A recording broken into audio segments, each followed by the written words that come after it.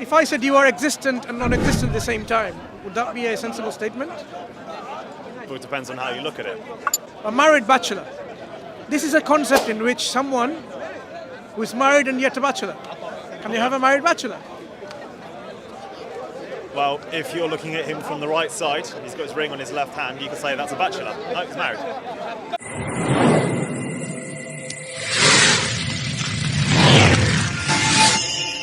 Are there indications already out there which somehow points to a designer of this universe? There are some, but there are some that point the other way, aren't there? So, Which are the ones that point the other way? well, I mean, you're talking about, I take it, an omnipotent, benevolent creator, are you? Because there's a lot of evil. I'm just talking about the universe as it is, as you can see, with its complexity, with its harmony, the uniformity of its laws. What do you see otherwise that points to perhaps the creator doesn't exist and the universe is what it is? I mean, it was created, but by something that knew what it was doing, I don't know. So, I mean, how convinced are you that it was created? I mean, there's a lot of evidence for the Big Bang, isn't there? That's something happened, and then there was the universe. And we can measure that, so yeah, that's pretty convincing. So you think because there was this Big Bang that demonstrate there was a cause for it, and that cause is what you call the creator? I mean, I don't know what would have caused the Big Bang. I have no idea, but there must have been a cause, right? there may have been, there may not have been, but there's no way of knowing. That represents how far back we can see. So, saying what happened before that is like anything. So Do you see anything in this universe, apart from that particular event, that things come or pop into existence without a cause?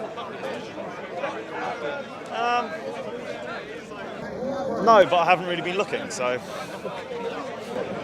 But from what you've seen so far, it doesn't make sense. I mean, if I drop something, it falls to the ground. That's caused by gravity. So, yeah, I mean, there's a lot of things that happen because of causes. But I mean, I haven't been looking for things that don't happen without causes. That sounds like a headache, honestly. But we see in our everyday experience that things require a cause if an action takes place. We infer a cause behind that action. Oh, yeah. So, do you somehow also think the universe may have been at point nothing and there was nothingness before that? Is it possible? Yeah, possible. Then how? But it's also possible that there was something, and that something was So let's talk annihilated. about the options which says there probably wasn't anything. If there was nothing to begin with, Yeah. no energy, no power, no intelligence, no agency, Sure. how would something arise from that nothing? I don't know, but no one knows.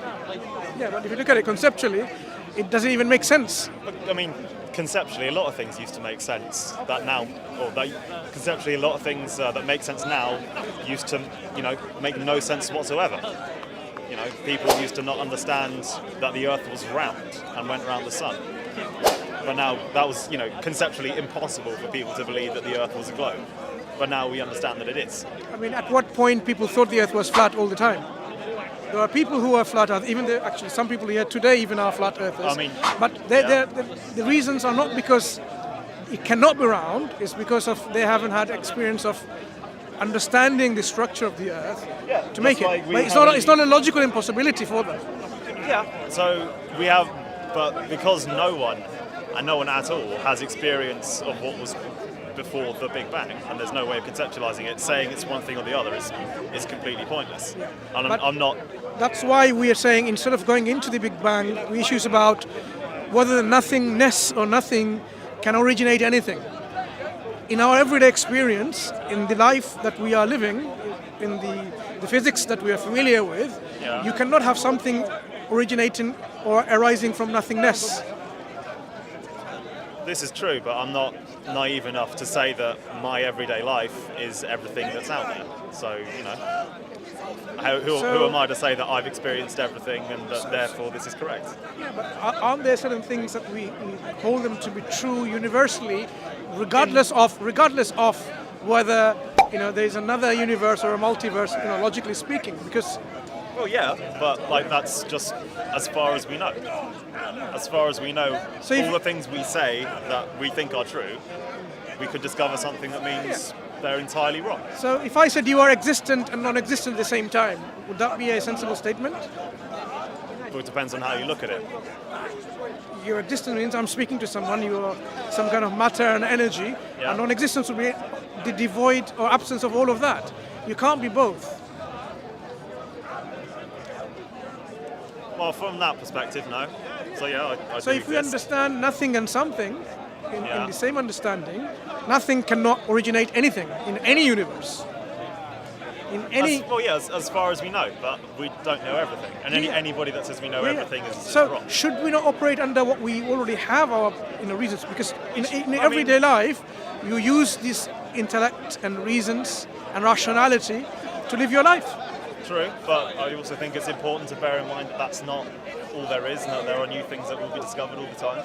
So, yeah. Do you think there might be ever a possibility of a squared circle anywhere in another universe? Or a married bachelor?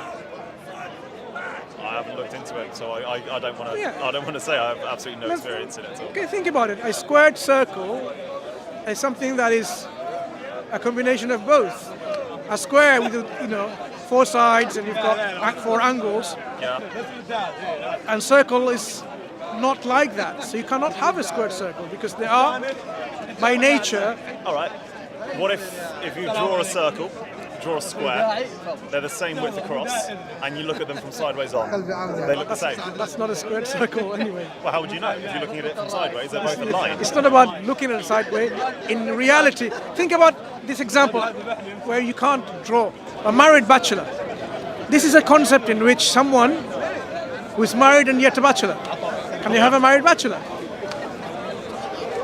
Well, if you're looking at him from the right side, he's got his ring on his left hand, you can say that's a bachelor. No, he's married. If you're married, you're not a bachelor by definition.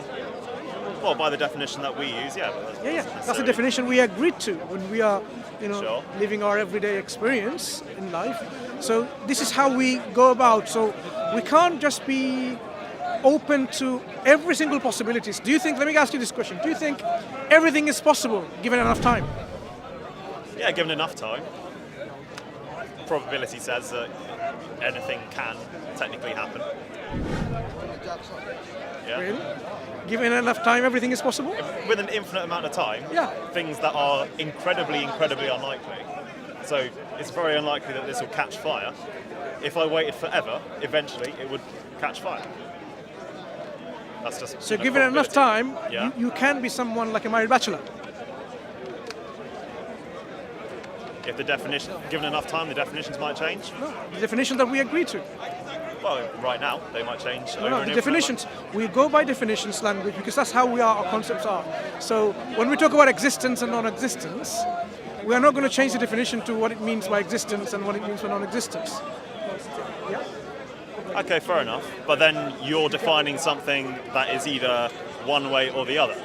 In reality, that's never the case. Nothing is 100% one thing or the other, ever. But there are things like this where they are diametrically opposed, they're contradictory, Such as? yes, mutually exclusive. The example I've given you, existence or non-existence. You either exist or you don't. You can't be both existent and non-existent at the same time. Well, so This is a fundamental law of logic in the principle of non-contradiction. in the way you're viewing things, you know that I exist, right? You take a look on that bus over there. There's somebody on there. To them, I don't exist because they never met me. In reality, In their reality, I don't exist. In your reality, now how you don't exist in their reality? well, they don't know who I am. They've never met me. So- They've never seen me. So just because I don't know what's behind me doesn't mean it doesn't exist. Well, how would you know? Those trees behind me, just because I am not aware of them, it doesn't mean they don't exist. You've already seen them, though. I mean, I haven't seen what's behind my back now. It doesn't mean they don't exist. My ignorance of some things, it doesn't somehow amount to the actual reality. Reality is what is reality.